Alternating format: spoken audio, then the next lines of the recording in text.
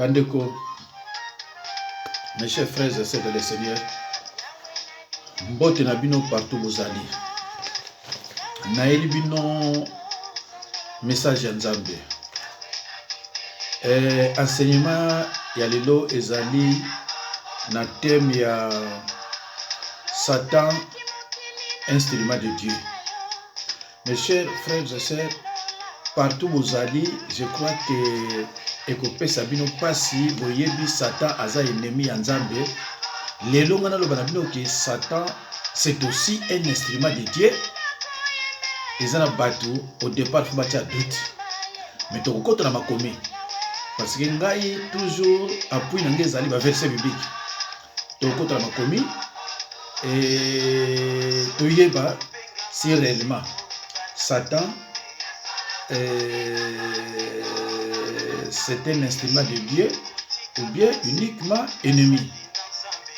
Mais pour comprendre bien, Nicolas n'a prêché une relation et communion. Et pas bon moment que Satan jusqu'à présent, il est en relation avec Dieu. Mais bandeko, il faut que nous bango, les nègres savent nous minute nanga ils ko tanga. Na ko kota kuto mingi na explication penzate. Bon, voilà, na ko ta mingi explication te pour minute exacte. Alors bandeko nanga.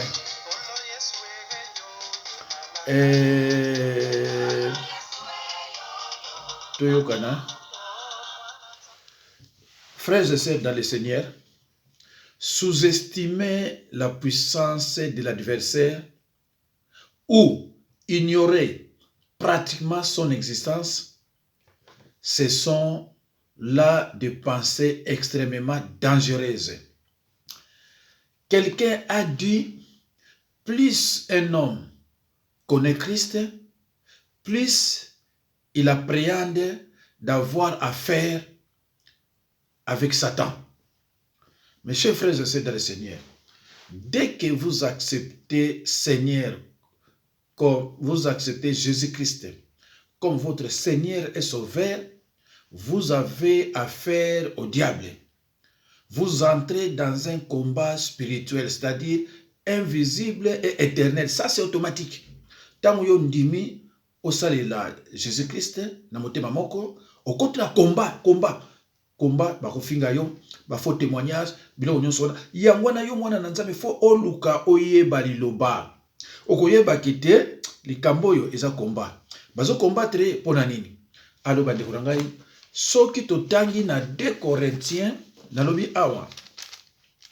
Sous-estimer la puissance de l'adversaire ou ignorer pratiquement son existence, ce sont là des pensées extrêmement dangereuses.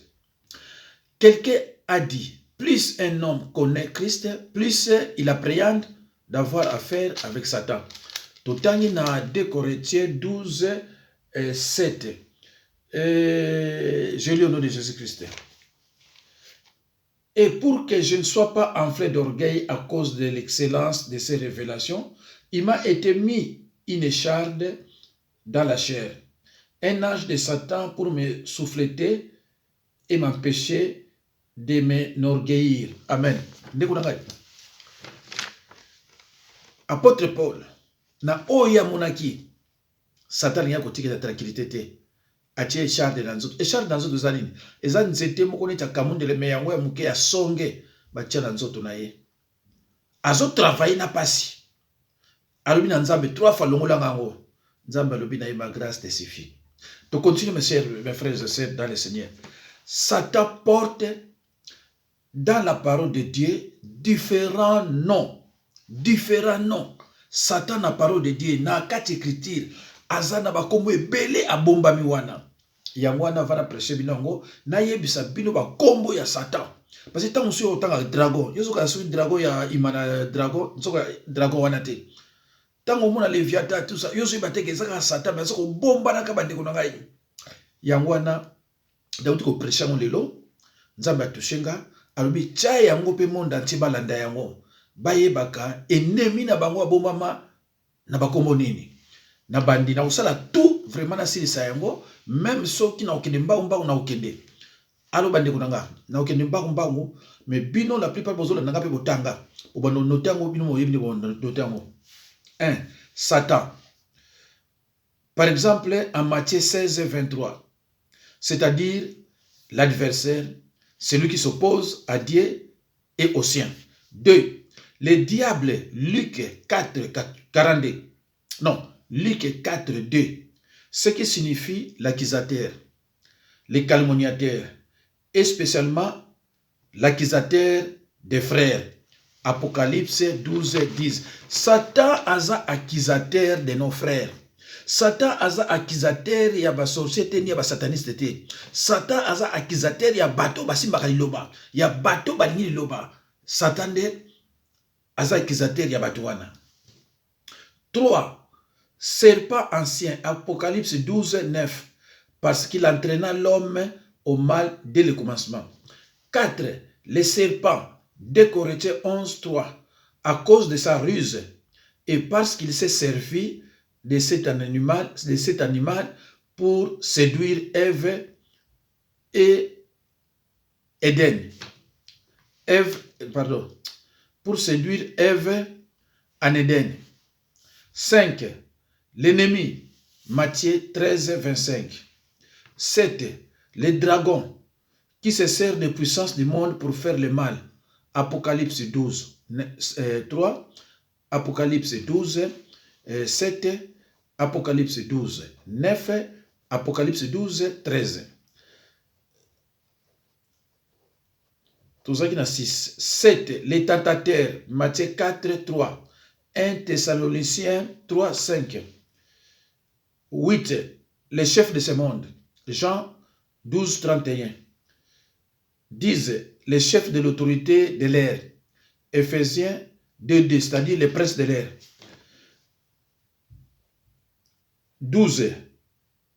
11. Les dieux de ce siècle, 2 Corinthiens 4, 4. 12. Les méchants, 1 Jean 3, 12. 13. Les menteurs, Jean 8, 44 et le père du mensonge. 14. Les meurtriers, Jean 8, 44. 15. Les voleurs, les tueurs, les destructeurs, Jean 10, 10. 16. Les déguisés en âge de lumière, 2 Corinthiens 11, 14. Vaïb Sarabino. Yozo kamata ba commentaire ozo tchaka pa sataniste que yozo vrai musala nzambe. Mais Bible le bina bino que ce sont des gens qui se déguisent en chrétiens. Infiltration. Aye na bamvoutement, aye na loyenge, yo lobi o musala nzambe. Mais Bible zolo bana yo c'est quelqu'un qui s'est déguisé en chrétien, mais il n'est pas chrétien. Mais le bino bolingo yo ke la bisote. Bolingo yo ke la basala nzambe te. Bolingo yo ke la mingi ba sataniste. Yangwana bozala ba rechite na bandako na bino salva pas. Parce que balobi na yo musala nzambe ye yo la ndaka yo lute, ngana dinga nza moto yo aye na loyenge. Voilà. 17. L'homme fort et armé. Luc 11, 21. 18. Les chasseurs. 1 Timothée 3, 7. 2 Timothée 2, 26. 18. Les viandants. Les crocodiles. Job 40, 20. Ésaïe 27, 1. Alors, Bandeko, tous ces noms nous disent déjà beaucoup sur ses caractères. Ndeko nangai, bakombo nyoso totangi ezolo bana biso ebele pour na caractère ya Satan. Alors bandeko nangai, to reprendre thème na biso. Bo fongo na mato bandeko nangai. Satan instrument de Dieu. Tokotanga bandeko nangai de préférence na Job. Surtout tokotanga na Job, tokomona Job alobi na biso nini na Job 1 12. Au total là, si réellement Satan instrument de Dieu. Tokotanga pe na D6, mais totanga dans Job 1, 12. S'il peut nous confirmer que Satan, c'est un instrument de Dieu. Toluka verset, ce que ça ndemwana. Toyoka awa, na Job 1, 12, je lis au nom de Jésus-Christ. L'Éternel dit à Satan, voici tout ce qui lui appartient. Je te le livre, seulement ne porte pas la main sur lui. Et Satan se retira de devant la face de l'Éternel. Mes chers frères et sœurs dans le Seigneur, vous avez suivi attentivement ce que je viens de lire. Dieu dit à Satan concernant Job, je te le livre, mais seulement épargne sa vie. Là, la Bible nous précise effectivement que Satan, c'est un instrument de Dieu. Mais, il dit aussi que la puissance du diable est limitée. Mais la puissance de Dieu est illimitée. Il dit à Satan, je te le livre, mais seulement épargne sa vie. Donc, après, si ordre, na sala oyo lingi, mais okoboma ete. Ndeko nangai, bino pe ba mususu, nzambe atika bino ndeko na pa Satan. Alobi sala ye, nyokola ye, mais koboma ye, okokate. Ndeko nanga luka oye baliloba osepela. Na Job lisusu D6, so motangi kuna, boko mona, bazolo bani, bazako confirmer biso toujours que Satan, instrument de Dieu. Pourquoi? Parce que Satan est toujours en relation avec Dieu, bien qu'il a perdu la communion. C'est pour cela, mes chers frères et sœurs, nakosala tout pour vous comprendre. Oyo, ndenge na sala ikambo ya apôtre Paul na ba Anania. Donc nakosala pe oyo na prêcher bino relation et communion. Voilà, à partir de wana soko bolandi ngo bo comprendre soko oyo bien. C'est pour cela bandeko landaka mateya nga na ba numéro. Landaka biloko nga na chaka ndeko na ngai na ba numéro o comprendre bien. Toye siko awa. Chers frères et sœurs bien-aimés en Christ, Dieu permet à Satan et à ses armées diaboliques de continuer à faire du mal sur terre pour plusieurs raisons. Mes chers frères et sœurs, je reprends. Dieu permet à Satan et à ses armées diaboliques de continuer à faire du mal sur terre pour plusieurs raisons. Ensuite, première raison, yangoyo. Ndeko na basi pour comprendre comme l'oubli, Satan, instrument de Dieu. Job 1, 12. Job 2, 6. Dieu permet, n'est-ce pas, à Satan et à ses armées diaboliques de continuer à faire du mal sur terre pour plusieurs raisons. La première raison, raison numéro 1, pour prouver la supériorité de la puissance de Dieu par rapport à la puissance de Satan. Actes des apôtres 13, 6 à 12. Marc 16, 17. Bandeko, tokoki pe ko précipiter kotanga na Actes des apôtres 13, 6 à 12. Bandeko na moni totanga, loko les exemples liboso, même mimsusu na totangi yango te, et vous avez peut-être problème te. Mais de préférence totanga na oyo tozosala sikoyo. C'est très important bandeko na ngai po te boluka bo comprendre. Donc Dieu permet à Satan et à ses armées diaboliques de continuer à faire du mal sur terre pour plusieurs raisons. La première raison, pour prouver la supériorité de la puissance de Dieu par rapport à la puissance de Satan. Actes des apôtres 13, 6 à 12. 6 à 12. J'ai lu au nom de Jésus-Christ. J'ai lu au nom de Jésus-Christ. Ayant ensuite traversé toute l'île jusqu'à Paphos, ils trouvèrent un certain magicien, faux prophète juif nommé Bar-Jésus. 7. Qui était avec les proconsuls Sergius Paulus, homme intelligent. Ce dernier fit appeler Barnabas et Saul, et manifesta le désir d'attendre la parole de Dieu. 8. Mais Elimas, le magicien, car c'est ce que signifie son nom, leur faisait opposition, chercha à détourner de la foi les proconsuls. 5.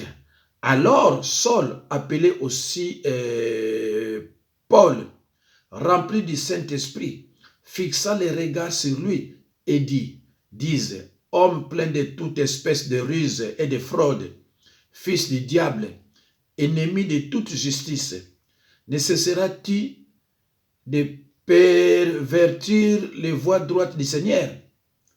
11. Maintenant voici, la main du Seigneur est sur toi. Tu seras aveugle et pour un temps, tu ne verras pas le soleil. Aussitôt l'obscurité et les ténèbres tombèrent sur lui et il cherchait en tâtonnant des personnes pour les guider. 12. Alors les proconsuls, voyant ce qu'il était arrivé, crurent étant frappés de la doctrine du Seigneur. Amen. Bandeko. Bomoni oekomami na Actes des Apôtres 13, 6 à 12. Kuna bazol balabiso ke Elimas, Bar Jésus, les magiciens, ameki makoki te, Nzambe alakisi ye force na biso, puissance na biso. Yo za mutu moko kaka ndoki abeti olikofi ya muke okomi anga ye Nzambe okoti na kowet okomi koloba mako belebele. Mais yo mwana na Nzambe soki yo bobundi na ndoki a priori nani mutu aganye. Exemple yango yo Paul na Elimas. Omoni tolobi 1 tolobi nini pour prouver la supériorité de la puissance de Dieu par rapport à la puissance de Satan. Actes des Apôtres 13, 6 à 12, Marc 16, 17. Donc, yo mwana Nzambe vina yo ko bangaka ndoki yango na bazo nyokolaka yo. So ba yibisi okende ko wana zandoki mbama oboye olinge susu te. Donc elingi koloba oza ko banga ye yango olinge di susu te. Ngana be église na bani combien de fois na mona bandoki na opese mbote na bondire pona ye. Et si na ko bangi pourquoi? Awa Apollo a bangi sataniste wala te. Au contraire, a pesi ordre. Omoni oyeli Elimas. Botanga ngo bien na Actes des Apôtres 13, 6 à 12. Dieu permet à Satan et à ses armées diaboliques de continuer à faire du mal sur terre pour plusieurs raisons. Nous avons parlé déjà de la première raison. Alors, deuxième raison, pour maintenir l'humilité dans nos vies. Deuxième raison, pour maintenir l'humilité dans nos vies. Omi kitisa. Mes chers frères et sœurs, Bogotanga on a 2 Corinthiens 12, 7, 9. Nabani tokotanga déjà na 12, 7. Siko bogotanga ngo na 2 Corinthiens 12, 7 à 9. Omoni ndenge ba tiaki Satan ndenge atiaki char de pa ya Paul. Pona a se glorifier te, pour a se orgueil ezalate, mais pour ami kitisa. Alors, eza deuxième raison oyo Nzambe atikaka Satana a continuer kosala mabe. Parce que yo tongo zo tumso pe mingi na Satana na bandoki ozape komi kitisa. Ki vantara ozaki na ngope esili. Ndeko landa mateya oyo soko yo ki yango ndeko za mwana Nzambe panzango na Kinshasa na États-Unis na Canada partout Nzambe akopambola yo. Alors, tozongi lisusu.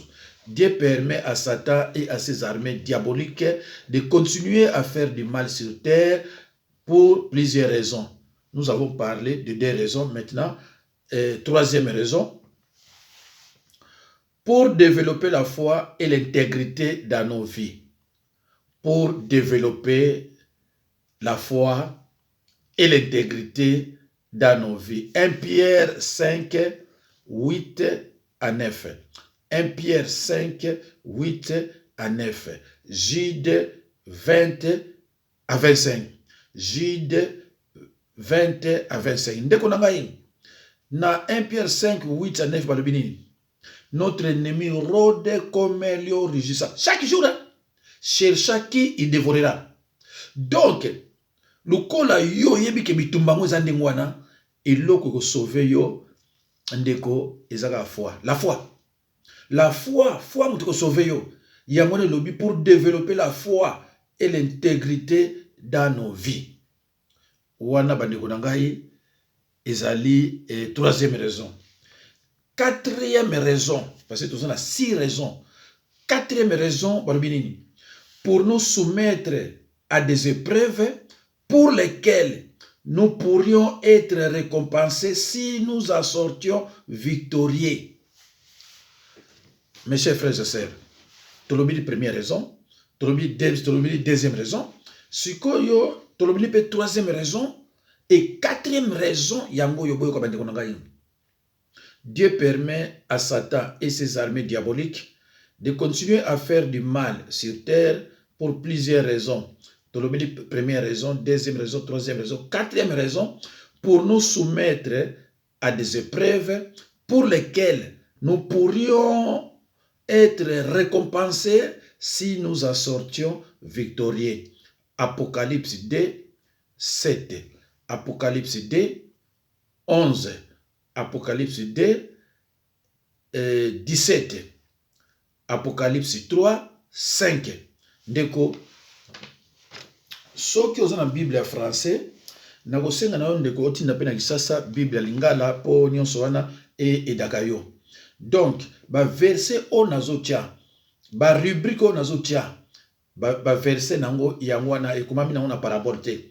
Tango ozo tanga ozo comprendre. Mais faut yeba ke titre liboso eza nini, Satan instrument de Dieu. Na pesi bino ba différents combo oyo eza na kati ya Bible ya Satan. Pas ya bomba naka, oyoko les crocodiles, oyoko les serpents, oyoko les diables, oyoko tout meurtrier, les tentateurs, nyonso wana ezaka kaye. Ezaka kaye. Donc tango ozo tanga yango ozo yeba yeyo, ndeko na ngai. Eloko elingi liloba ya eleki liloba ezate. Eloko eleki liloba ezate. C'est pour cela bino ba jeune évangéliste, jeune pasteur, soko zala kama mikakatano. Esengeli obenganga na 06 51 03 92 89.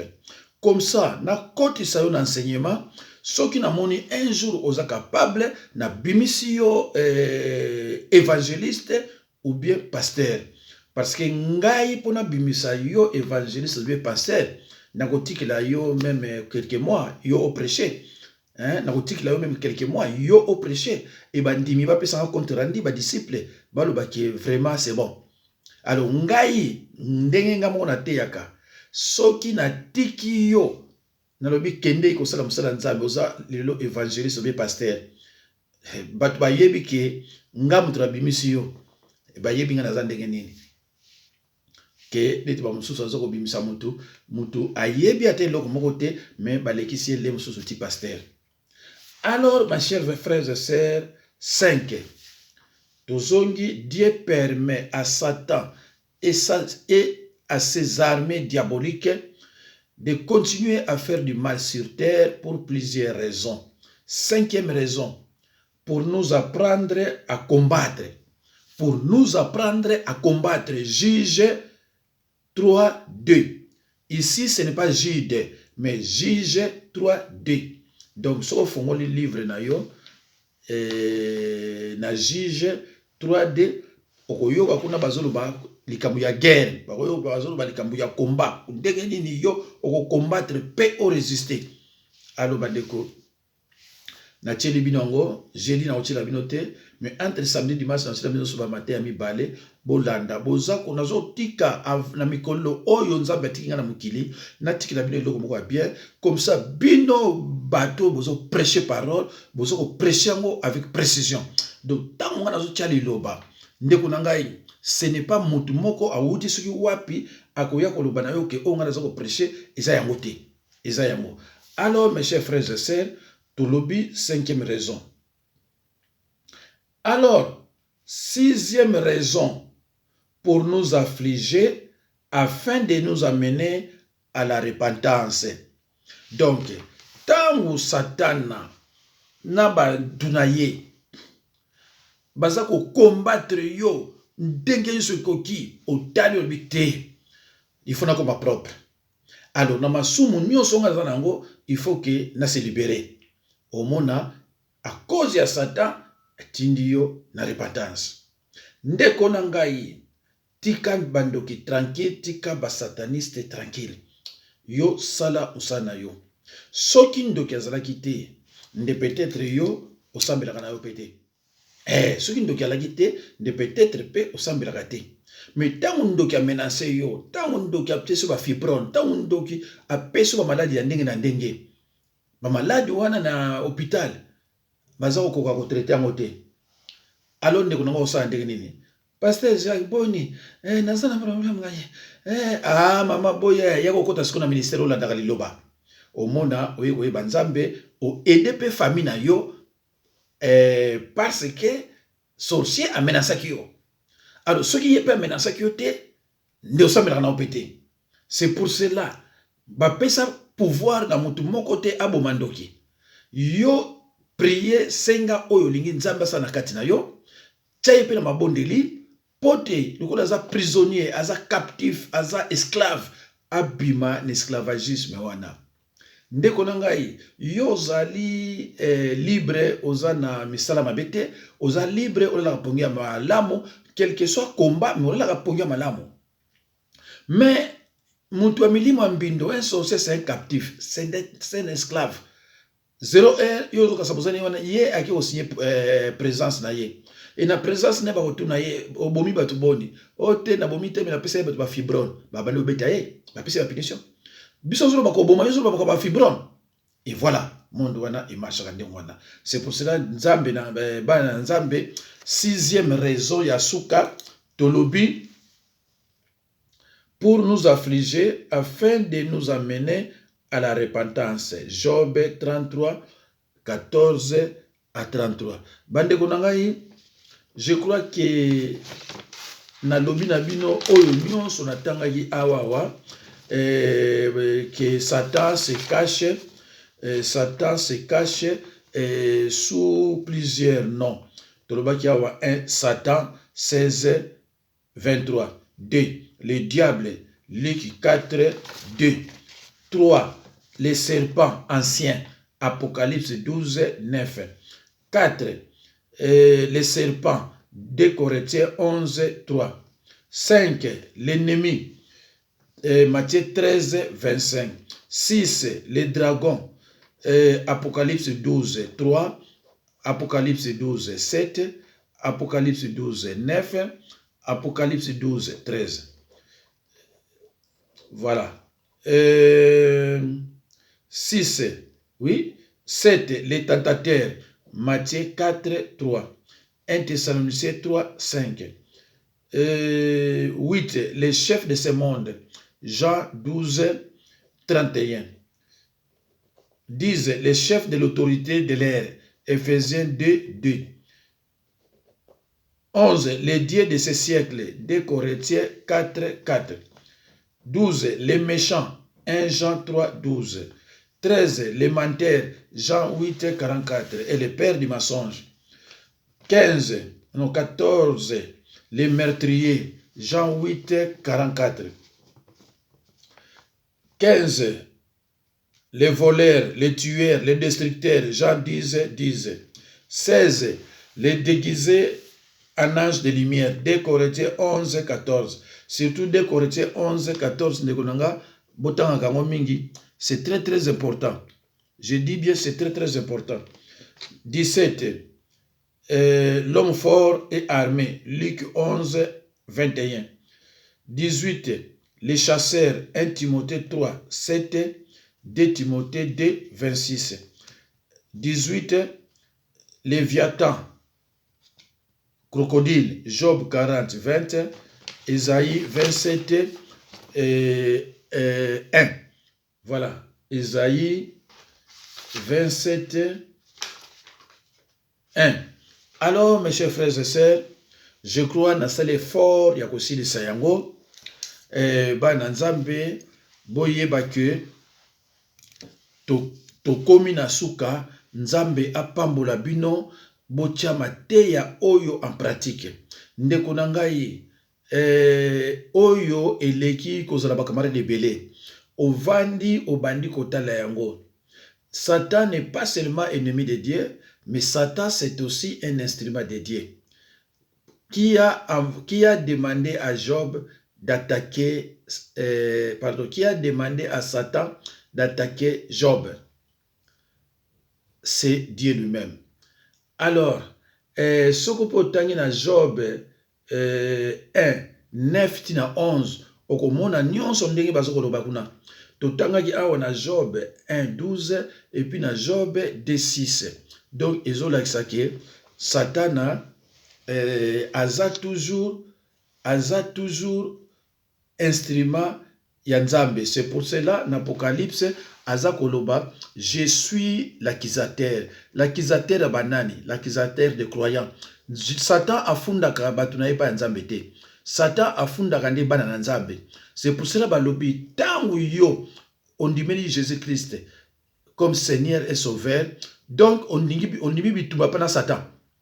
On dimi bitumba na Satan.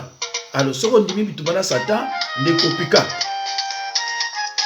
Pika, ça là toujours dans la bonne délit, prier sans cesse, persévérer toujours dans la prière.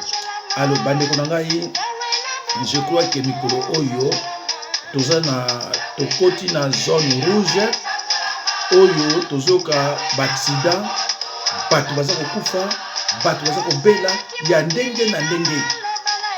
C'est pour cela ba oyo bazana besoin de loba. Ba oyo bazana besoin de délivrance.